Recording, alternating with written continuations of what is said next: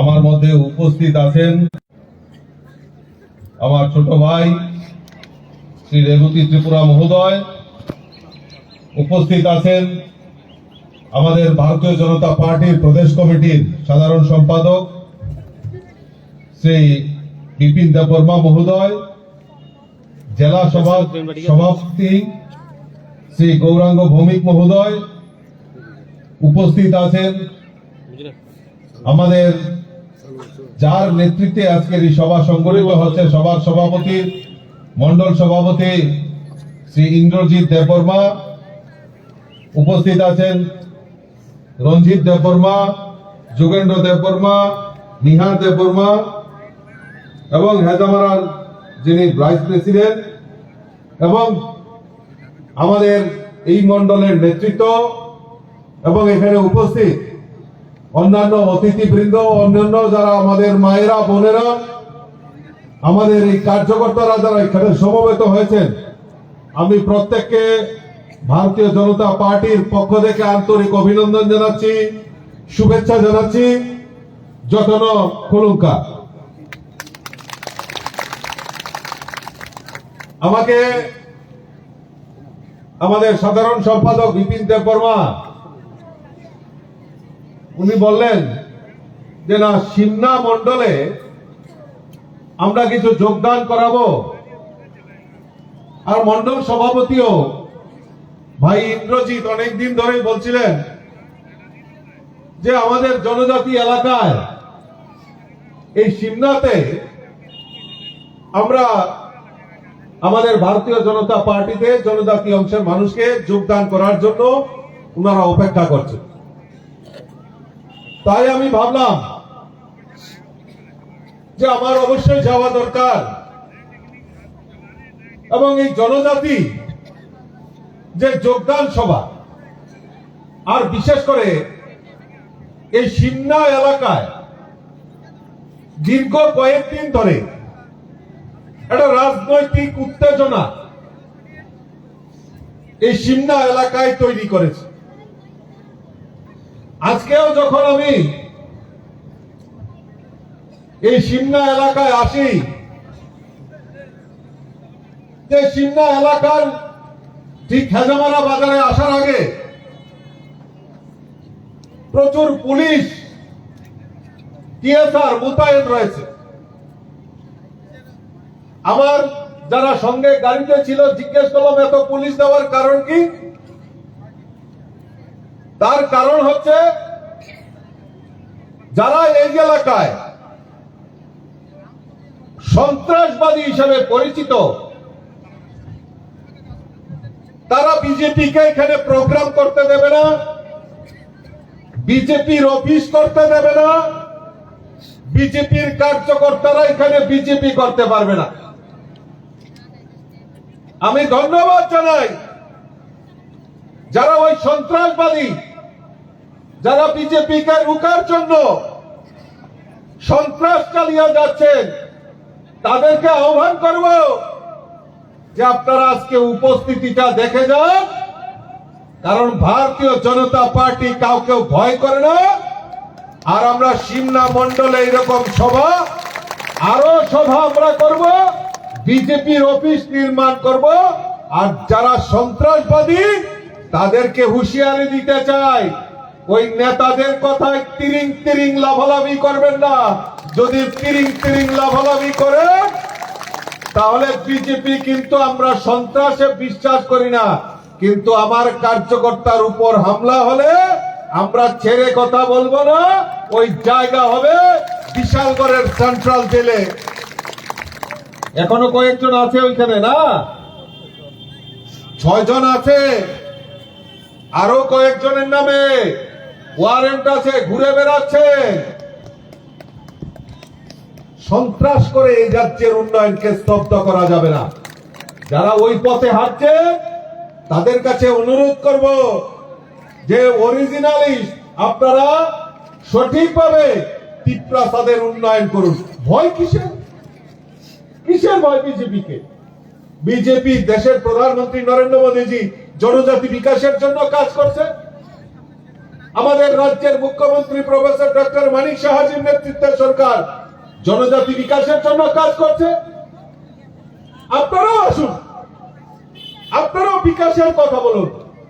কোথায় আপনারা greater Tripura lane, আলাদা ত্রিপুরা লেন, স্বাধীন ত্রিপুরা?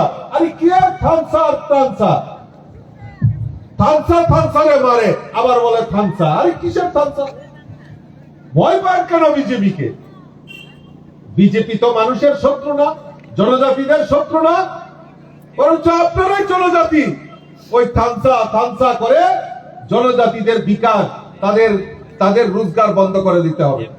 আমি শেষে শুনলাম যে এখানে যিনি আমাদের এই যে মঞ্চ বানানো হয়েছে, চেয়ার লাগানো হয়েছে, রেবতী ত্রিপুরাও বলছিলেন যে এই বাজারের যিনি এই জিনিসগুলি ভাড়া দেন উনি একজন জনজাতি, তাই তো? জনজাতি। উনার থেকে আমাদের এই সবার জন্য যে উনি স্টেজ বানাবেন, চেয়ার দেবেন, তো রোজগারটা কার হলো? কার হওয়ার কথা ছিল? জনজাতির বা এই বাজারের লোকের হওয়ার কথা ছিল না। এটা দিতে পারবি না। বিজেপির সবাই মাইক দিতে পারবি না, বিজেপির সবাই চেয়ার দিতে পারবি না, স্টেজ বানাতে পারবি না। তাহলে কিসের থানসা থানসা বলছেন? কিসের থানসা থানসা বলছেন? এক থানসা আরেক থানসাকে মারধর করে কিসের থানসা? আবার বিজেপি, ভারতীয় জনতা পার্টি চায় প্রকৃত উন্নয়ন, জনজাতিদের বিকাশ হোক। গতকালকে আমার সঙ্গে আগরতলা পার্টি অফিসে কয়েকজন জনজাতি লিডার আমার সঙ্গে দেখা করতে গেছিল। তারা বিজেপিদের নতুন সদ্যভাবে এসছেন, তারা একটা অন্য দলে ছিলেন, আমার সঙ্গে দেখা করতে গেছেন। আমি জিজ্ঞেস করলাম তাদেরকে যে 2021-এ তো আপনারা এডিসিতে ক্ষমতায় এনেছিলেন খুব আনন্দ উল্লাস করে। 2021 থেকে 2026 শুরুয়াত হয়েছে, প্রায় 5 বছর হতে চললো। আপনারা বলুন তো আপনারা কি পেয়েছেন এই এডিসি ইলেকশনে? জনজাতিরা কি পেয়েছেন বলুন না আপনারা। যে একটা বড় কথা যদি বলেন, আজকে সিমনা বাজারে এসে আপনারা বলুন না যে আপনারা থানসা থানসা করছেন। 2021-এ আপনারা এডিসি ক্ষমতা এসছে, আজকে 2026-এ দাঁড়িয়ে এডিসিতে আপনারা কি কি কাজ করেছেন আসেন একবার হিসাব করা হোক। উনারা আমাকে বললেন যে দাদা একটা জিনিসই হয়েছে। কি জিনিস হয়েছে? যে এডিসির টাকা দিয়ে ওই সিঙ্গাপুরে গিয়ে জনজাতির নৃত্য হয়েছে। এডিসির টাকা দিয়ে সিঙ্গাপুরে গিয়ে জনজাতিদের নৃত্য হয়েছে, কিন্তু জনজাতিদের উন্নয়নের জন্য 1 টাকাও খরচা করা হয়নি বন্ধুগণ। আমরা এখন এইগুলি যদি বলি, আমরা এখন এইগুলি যদি মানুষের সামনে তুলে ধরি, তাহলে বিজেপি খারাপ। আর যদি খারাপ হয়, আমরা খারাপ হব, কিন্তু মানুষের অধিকার, এই থানসাদের অধিকার, আমরা তার থেকে পিছু পা হব না। সেই সংকল্প নিয়ে ভারতীয় জনতা পার্টি কাজ করছে। অদ্ভুত বিষয় যে আজকে জনজাতি বিকাশ, জনজাতিদের উন্নয়ন, 25টা বছর এই রাজ্যের বুকে সিপিএম রাজত্ব করেছে, কমিউনিস্টরা রাজত্ব করেছে। এই কমিউনিস্টের রাজত্বে আজকে ত্রিপুরা রাজ্যের সবচেয়ে বেশি যদি পিছিয়ে পড়া যদি হয়ে থাকে, তাহলে আমাদের এই রাজ্যের জনজাতি অংশের মানুষ।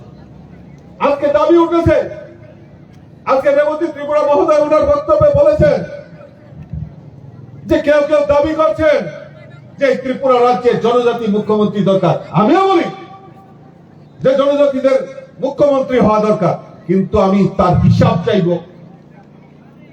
সিপিএম এর সময় দশরথ দেববর্মা এই রাজ্যের মুখ্যমন্ত্রী ছিলেন, নৃপেন চক্রবর্তী তখন মুখ্যমন্ত্রী।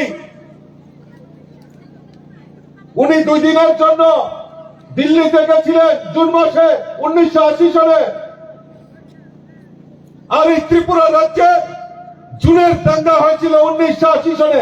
আমি জিজ্ঞেস করতে চাই, তাহলে জনজাতি উপমুখ্যমন্ত্রী থাকার দরুন কেন এই দাঙ্গাকে রুখতে পারেনি? আমি আজকে প্রশ্ন রাখতে চাই। ওই কথা তো কেউ বলে না।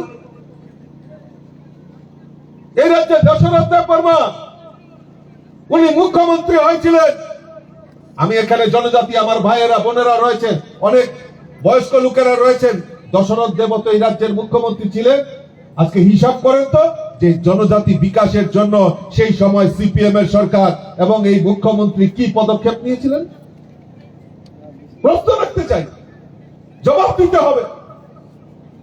আমরা চাই জনজাতি বিকাশ হোক, কিন্তু এই উল্টা পাল্টা কথা বলে জনজাতিদেরকে বিভ্রান্ত করে এই রাজ্যের উন্নয়ন কোনোদিনও সম্ভব নয় বন্ধুগণ। আজকে মহারাজা বীর বিক্রম কিশোর মানিক্য, আমরা ভারতীয় জনতা পার্টি সরকার প্রতিষ্ঠার পর মহারাজার তৈরি যে আগরতলা বিমানবন্দর, সেটাকে মহারাজা বীর বিক্রম কিশোর মানিক্যের নামে করা হয়েছে। আজকে মহারাজার জন্মদিন 19 আগস্ট, সেই দিন সরকারি ছুটি যদি ঘোষণা করা হয়ে থাকে, আমাদের সরকার, আমাদের ভারতীয় জনতা পার্টি সরকার আসার পর মহারাজার জন্মদিনে সরকারি ছুটি ঘোষণা করা হয়েছে। আর এখন মহারাজার নাম নিয়ে বিকৃতি করেন। আমাদের যখন পার্টি অফিস ভাঙা হয়, আমাদের ভারতীয় জনতা পার্টির যত কার্যালয় রয়েছে, যত অফিস রয়েছে, সেখানে মহারাজার ফটো লাগানো হয়।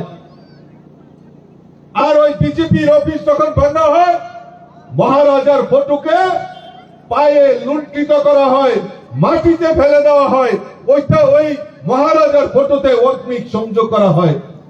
আমি একদিন জিজ্ঞেস করেছিলাম যে আপনাদের সমর্থকরা গিয়ে আমাদের পার্টি অফিসে যখন ভাঙা হয়, তখন মহারাজার ফটোটাকে আগুনে নিক্ষেপ করা হয়, নতুবা মাটিতে লুটিয়ে দেওয়া হয়।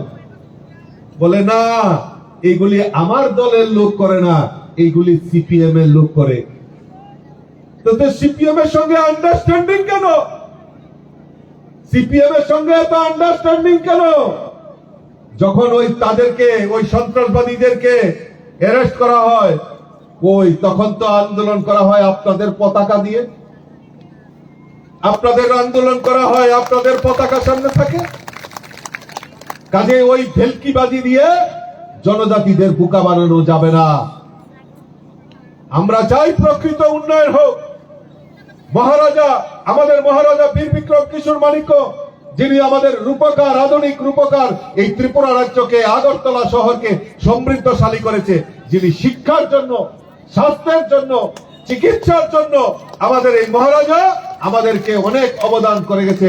তার অবদান ভুললে চলবে না। কই 25 বছর তো সিপিএম এর সরকার ছিল এই ত্রিপুরা রাজ্যে, টানা 25 বছর সিপিএম এর সরকার ছিল। কই তখন তো একবারও জনজাতিদের কথা চিন্তা করেননি। তখন তো একবারও মহারাজার এই অপমান করা হচ্ছে তাও তো বলেননি। মানে অদ্ভুত সব পরিস্থিতি। এখন আমাদের সরকার আসার পর আমাদের সরকার যারা সমাজপতি রয়েছে তাদেরকে 2000 টাকা, 2018-তে সরকার প্রতিষ্ঠার পর তাদেরকে 2000 টাকা করে সামাজিক ভাতা দেওয়া হতো। আমাদের মুখ্যমন্ত্রী কিছুদিন আগে সেখানে 5000 টাকা করে দেওয়া হয়েছে। এইবার মাইকে দাঁড়িয়ে বক্তব্য রাখছেন, কি বলছে না, পিয়নের বেতন 20,000 টাকা, ক্লাস 4 এর বেতন 20,000 টাকা, সমাজপতিদের ভাতা দেওয়া হয় 5000 টাকা। আরে একটু তো বুদ্ধি লাগাতে হবে, একটু তো বুদ্ধি লাগাতে হবে। আপনার তো এখন এই হাতির 4 পা দেখছেন, কিন্তু 25টা বছর যে সিপিএম ছিল, কই তখন তো একবারও দাবি করেননি যে সমাজপতিদের সামাজিক ভাতা দিতে হবে। কই তখন তো আপনাদের মিলিজুলি ছিল, আপনারা সেই সময় তো বলেননি। এখন কেন বলছেন? কারণ বিজেপি প্রকৃত ইতিহাস, প্রকৃত যে জনজাতিদের বিকাশ, সেই বিকাশ নিয়ে কাজ করছে বন্ধুগণ। জিজ্ঞেস করবেন যারা আজকে এই বিভিন্ন রাজনৈতিক নাম দিয়ে যারা এই এডিসি কে ক্ষমতায় এনেছে, এডিসি তে ক্ষমতায় আছে, তাদেরকে জিজ্ঞেস করবেন যে আজকে আপনারা বড় বড় কথা বলছেন, কেন এতদিন আপনারা কথা বলেননি? একবার জিজ্ঞেস করবেন বন্ধুগণ। আর কমিউনিস্টরা এই রাজ্যের বুকে জুনের দাঙ্গা তৈরি করে, এই রাজ্যের পাহাড়ি বাঙালির মধ্যে একটা বিভেদ তৈরি করে, এই রাজ্যের জনজাতিদের যে সর্বনাশ ডেকে এনেছে, এটার ইতিহাস রয়ে গেছে। আমি জানি আমার মিডিয়া বন্ধুরা আছেন, মিডিয়ার বন্ধুদের মাধ্যমে যখন ওই কমিউনিস্টের কাছে চলে যাবে, উনারা ওই ঘরে বসে প্রেস কনফারেন্স করবে। আমি প্রশ্ন রাখতে চাই, ওই কমিউনিস্টের সরকার সেই সময় ছিল, ৮০ জুনের দাঙ্গা তারা থামাতে পারত, প্রতিরোধ করতে পারত, মানুষকে রক্ষা করতে পারত, কিন্তু সেই সময় সিপিএম এর সরকার এই জুনের দাঙ্গা, এই পাহাড়ি বাঙালির মধ্যে যে বিভেদ, সেটা তারা রক্ষা করতে পারেনি। মান্দাইয়ের ঘটনা, এখানে আমার জনজাতি নেতৃত্বরা রয়েছেন, আমরা এখনো ভুলে যাইনি মান্দাইয়ের ঘটনা। সেই মান্দাইয়ে আমাদের জনজাতি ভাইয়েরা বোনেরা সবাই মিলিতভাবে সেখানে থাকতো, আর সেখানে গণহত্যা হয়েছিল সিপিএম এর সময়। আজকে জবাব দিতে পারবে না এই কমিউনিস্টের নেতারা, তাদের বড় বড় নেতারা আজকে প্রেস কনফারেন্স করে। আমি বলবো, প্রকৃত ঘটনার সত্যতা সবার সামনে রাখুন, যদি হিম্মত থাকে। পারবে না। সেদিন তাদের কাছে খবর ছিল, পুলিশ প্রশাসনের কাছে খবর ছিল, আরক্ষা প্রশাসনের কাছে খবর ছিল। সেখানকার একজন বাঙালি ব্যবসায়ী ননী সাহা, আমি এটাও বলে যাচ্ছি, ননী সাহা সেদিন যখন উনি টের পেয়েছিলেন যেখানে একটা বড় দাঙ্গা হবে, মানুষ মারা যাবে, পাহাড়ি বাঙালির মধ্যে একটা বিভেদ তৈরি হবে, উনি দৌড়ে ছুটে এলেন। উনি ডিজের কাছে গেলেন, ডিএম এর কাছে গেলেন, এসডিএম এর কাছে গেলেন, সেখানকার বিধায়ক, সিপিএম এর বিধায়কের বাড়িতে গেলেন, কিন্তু কেউ কর্ণপাত করেনি। আগরতলা থেকে মান্দাইয়ের দূরত্ব মাত্র 20 কিলোমিটার। এডিশনাল ফোর্স আগরতলাতে ছিল। যদি পারত, যদি প্রশাসন এবং সরকার সেই সময় যদি চেষ্টা করত, এডিশনাল ফোর্স পাঠিয়ে আমাদের ওই বিভেদ যে হয়েছে, সেই গণহত্যা, সেটাকে বন্ধ করতে পারত। সিপিএম এই জনজাতিদের নিয়ে রাজনীতি করেছে, তাই 1980 সনে এই জুনের দাঙ্গা সংগঠিত করেছে, পাহাড়ি বাঙালির মধ্যে বিভেদ তৈরি করেছে। ঠিক সেম কায়দায় আবারও ত্রিপুরা রাজ্যে জাতি জনজাতির মধ্যে, পাহাড়ি বাঙালির মধ্যে বিভেদ তৈরি করে তাদের রাজনৈতিক হাতিয়ার করার চেষ্টা করছে। আমি যারা আমাদের এখানে যারা উপস্থিত হয়েছেন, তাদের কাছে আমি অনুরোধ করব যে আজকে আপনারা রক্ত চক্ষুকে উপেক্ষা করে যেইভাবে ঘর থেকে বেরিয়ে আসছেন, আগামী দিন তৈরি থাকুন।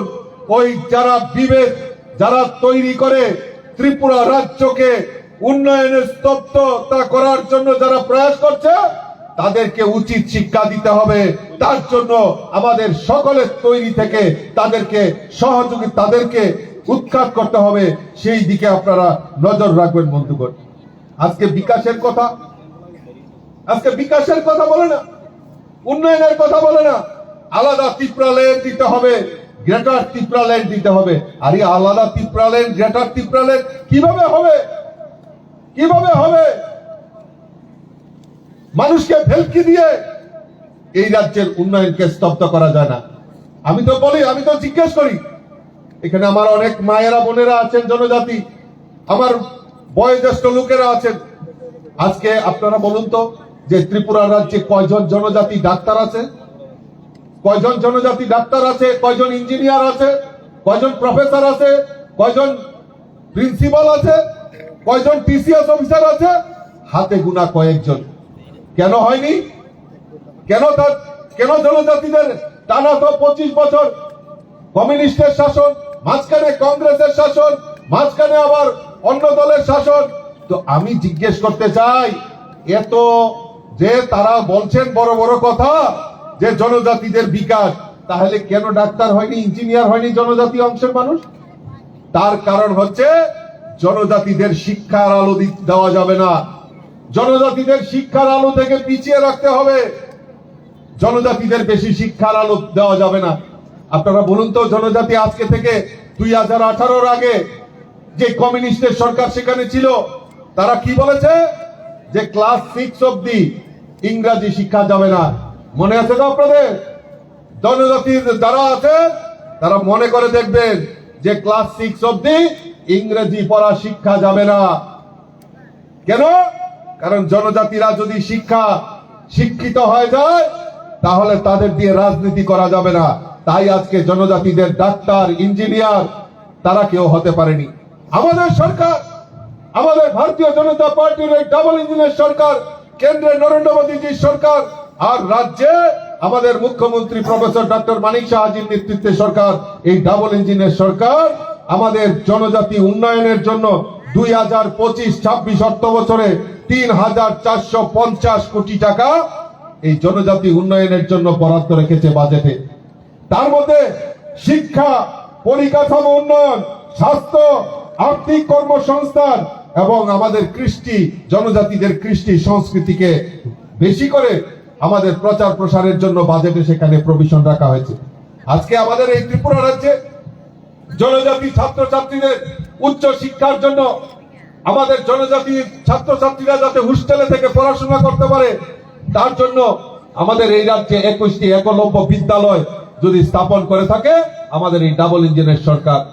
আজকে শুধু তাই নয়, জনজাতি ছাত্রছাত্রীদের যাতে পাহাড়ে আমাদের যাতে এই স্কুলগুলিকে বিদ্যাজ্যোতি প্রকল্পে যাতে ইংরেজি মাধ্যমে পড়াশোনা করতে পারে তার ব্যবস্থা আমাদের ডাবল ইঞ্জিনের সরকার করেছে।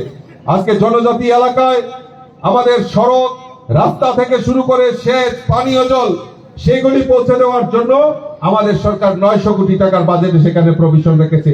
জনজাতি এলাকায় আমাদের মোবাইল হেলথ ক্লিনিক থেকে শুরু করে আমার জনজাতি যারা মায়েরা, বোনেরা, আমার বয়স্ক লোকেরা রয়েছেন তাদের স্বাস্থ্য পরিষেবা উন্নয়নের জন্য সেখানে প্রায় 900 কোটি টাকার সেখানে বাজেটে প্রভিশন রেখেছে। বন্ধুগণ, আজকে আমরা ধন্যবাদ জানাই যে আমাদের দেশের প্রধানমন্ত্রী নরেন্দ্র মোদীজি আমাদের এই রিসা, আমাদের জনজাতি মায়েদের হাতের তৈরি এই রিসা, সেটাকে জিআই ট্যাগ ঘোষণা করে দিয়েছে।